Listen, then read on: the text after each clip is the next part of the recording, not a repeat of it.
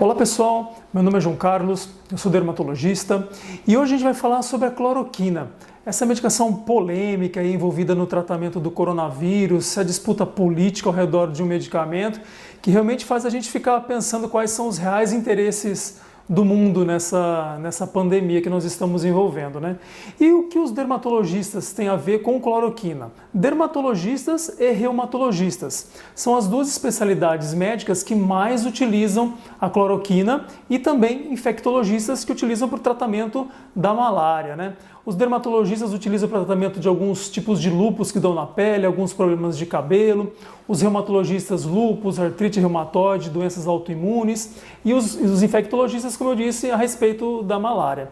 E a disputa dessa medicação da malária é uma coisa muito antiga, sabe? Porque a malária é uma doença que já afeta a humanidade há muitos e muitos anos, né? Ela se confunde com a história da humanidade porque as guerras às vezes eram resolvidas até um pouco com a malária, porque muitos soldados morriam nos campos de batalha com malária, e ela foi trazida aqui para o nosso continente, para a América do Sul, através dos colonizadores, dos europeus, porque aqui no continente não existia malária, né? Eles trouxeram a doença para cá, e aí é que tinha um mosquito, e aí começou a transmitir para os indígenas daqui. E aí começou a realmente matar os indígenas, porque como não se tinha contato com a doença, os indígenas não conheciam a doença, não conheciam a cura da doença, então começou realmente a matar os indígenas. E o interessante é que os indígenas eles têm um conhecimento da floresta, né, da biodiversidade da floresta em relação a chás, a plantas, né, a casca de árvores incrível, né?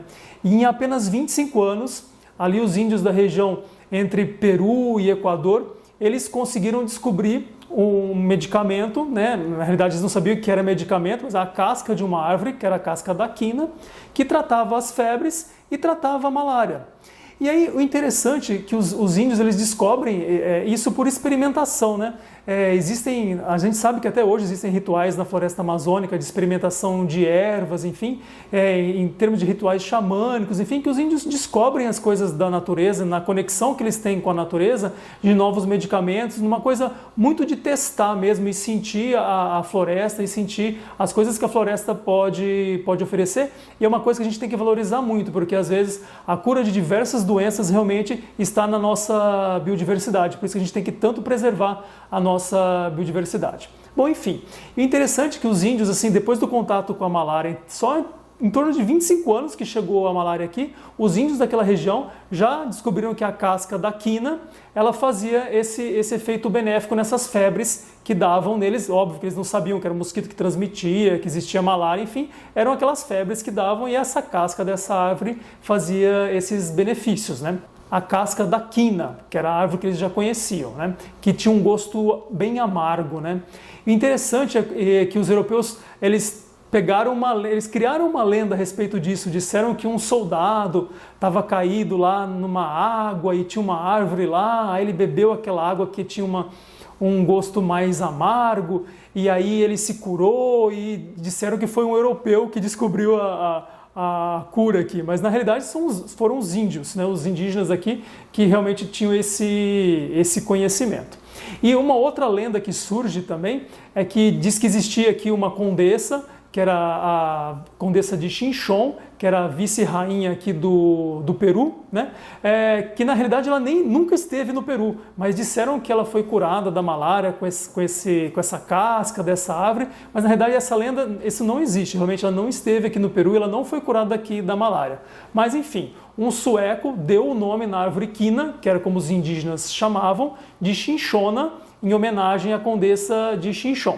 Então vê que a história existe, a história indígena, que é a real, e a história que foi inventada aí a respeito dos europeus, enfim, mas a quina, a árvore quina, existe aqui na floresta amazônica e de onde saiu essa substância. Posteriormente que foi descoberto, foi isolada a substância que foi chamada de quinina.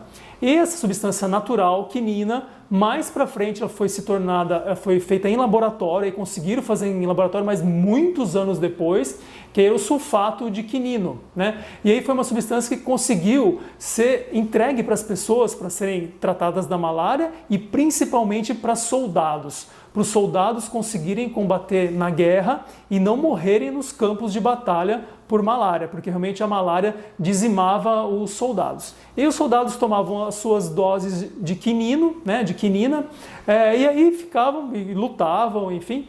E aí, engraçado que nessa época também surgiu uma bebida, né, que era a base de quinino, porque o quinino é muito amargo para ser tomado, né? E eles intercalavam essa bebida de quinino, que hoje a gente tem as tônicas aí, mas a concentração é muito baixa de quinino, mas na época eles faziam misturavam essa tônica e tomava o quinino. O quinino podia ser misturado com água ou com vinho, porque o gosto realmente era muito amargo. E a gente tem umas fotos históricas, né, de soldados tomando isso antes das batalhas, para não morrerem de malária nas batalhas.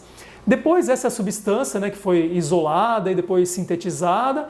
E aí, por fim, surgiram a cloroquina e a hidroxicloroquina, que são moléculas feitas em laboratório. A hidroxicloroquina com perfil de segurança maior do que a cloroquina, com menos efeitos tóxicos, e foi possível se utilizar no tratamento da malária, né? E interessante, né, quando a extração era feita só das árvores, contrabandearam sementes aqui da Amazônia lá para a Indonésia, foi vendida para a Holanda e depois foi feita uma plantação na Indonésia, né, para fazer em grande escala para abastecer os soldados na guerra, né, para a produção dos soldados na guerra. Interessante que na Segunda Guerra Mundial o Japão tomou essa plantação da Indonésia para os Estados Unidos não terem o quinino disponível para poderem lutar. Você vê que sempre aí a questão de medicamentos está envolvida também em disputas políticas e em guerras. Isso é muito interessante na nossa história. Então, chegando aos nossos dias atuais, existe a cloroquina e a hidroxicloroquina. O que muda é a molécula e o perfil de segurança. A hidroxicloroquina mais segura em torno de efeitos colaterais do que a cloroquina. Então, os dermatologistas e reumatologistas, infectologistas já utilizam essas medicações há muitos anos, com um perfil de segurança muito bom, porque as pessoas fazem uso a longo prazo dessas medicações com baixos efeitos colaterais. Então nós esperamos que brevemente já saiam os estudos confirmatórios se realmente a hidroxicloroquina vai ter uma modificação nessa pandemia do coronavírus, se vai ser benéfica para os pacientes ou não.